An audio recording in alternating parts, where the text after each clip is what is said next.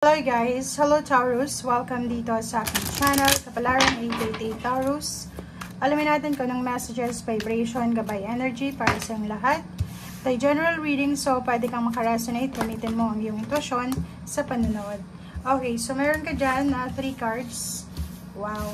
So kung makikita mo dito Taurus, yung barahan mo ay sobrang napakaganda kasi nandito yung good luck and good fortune na card. So sinasabi sa'yo na justice, diba? Yung justisya, pababor sa'yo. Yung good luck, good fortune, kontrata. So, yun yung pwedeng focus mo ngayong Oktubre. Or pwedeng yun yung focus mo by the end of October 2024.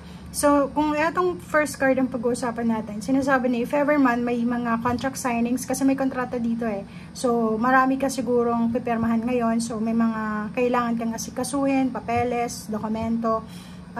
Pwedeng tungkol sa kasal to, tungkol sa trabaho, tungkol sa pagbili ng mga sasakyan, bahay, o lupa, o ano pa man. Yung iba din sa inyo dito, sinasabi na papabor sa'yo. Di ba? Papabor sa'yo yung justisya, papabor sa'yo yung good fortune, good luck, yung relationship. Kung makikita mo dito, punong-puno ka ng parang nasa kamay mo ngayon, lahat ng hahawakan mo is magiging pera. Parang gano'n yung energy mo.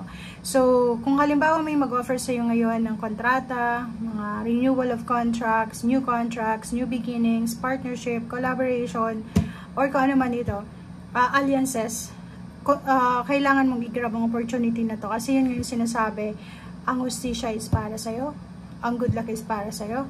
Hawak mo kung ano yung swerte sa ngayon.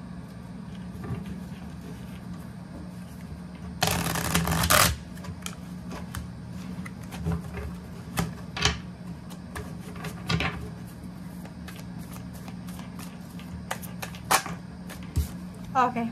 So, Ten of Winter. Okay, so, etong Ten of Winter na to, sinasabi sa'yo na posibleng magkaroon ka ng mga resolution or solution sa mga difficulties mo. Or, for example, Taurus, marami kang problema sa papeles, dokumento, sa trabaho mo, sa relationship mo, sa in-laws mo, sa paligid mo.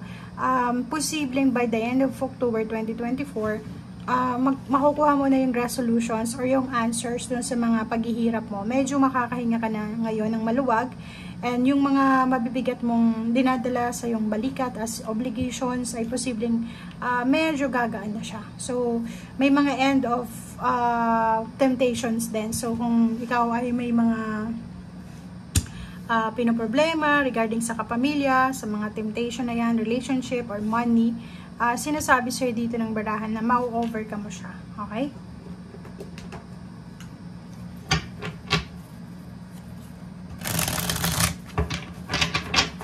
Okay, and sa ilalim din natin is Six of Spring. So, sinasabi sa'yo dito na makakatanggap ka ng isang napakagandang balita.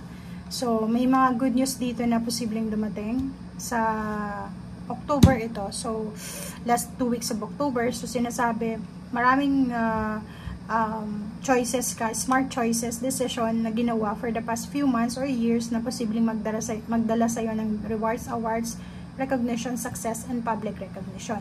So, ibig sabihin yan, may ginawa kang decision sa buhay mo, Taurus, na pwedeng siya yung magdala sa'yo ng recognition, or pwedeng magdala sa'yo ng positive news or positive outcome, or positive new beginnings, or positive na resulta. Okay?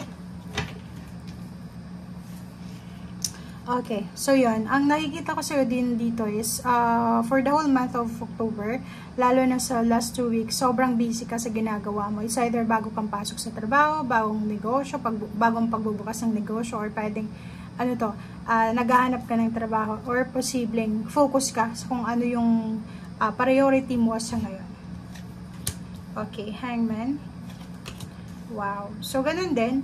Nakikita natin na siguro maraming mga nakahang na financial success.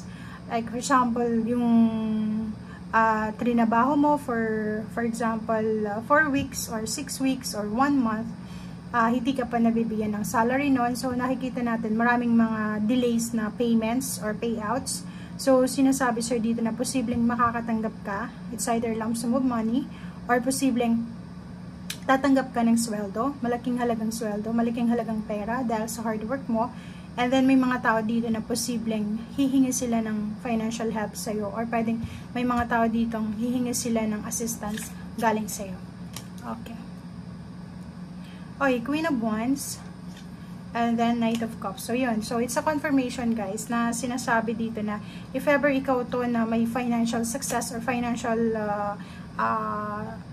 abundance or windfall, may mga tao na posibleng lalapit sa'yo, or may mga taong kailangan mong suportahan financially, or may mga taong nangangailangan ng tulong. So if ever na meron ka ngayon, sa ngayon mismo, if ever ikaw to na sinasabi ng bra, if ever ikaw lang yung meron sa ngayon, kahit konti, kailangan mo mag-share ng blessings, kasi alam mo sa sarili mo na duman ka sa panahon na ganyan, na wala ka, or 'di ba, ng mga panahon wala ka. So dito sinasabi sa iyo na go lang ng go, okay?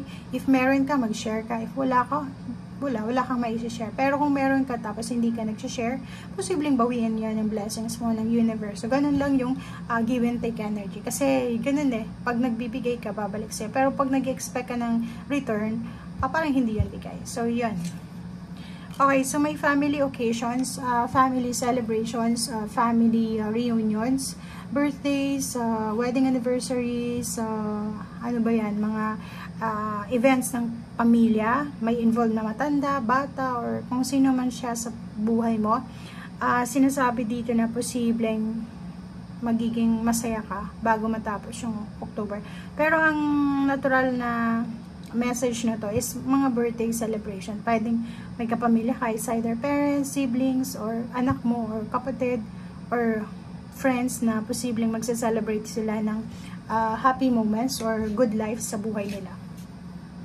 Okay, so yun, ang nakikita ko sir dito, sobrang happy and thankful ka kasi emotionally fulfilled yung nararamdaman mo. Yung mga wishes mo, yung mga dreams mo, yung good luck nga nandito sa'yo, diba? So parang sa tagal-tagal, siguro last year, hindi naging maganda yung takbo ng financial sa'yo. And then ngayon, parang out of the blue, biglang nakuha mo yung financial success and then emotional success. Nakikita natin na isa sa posibleng magiging rason ng emotional success mo is yung financial success mo.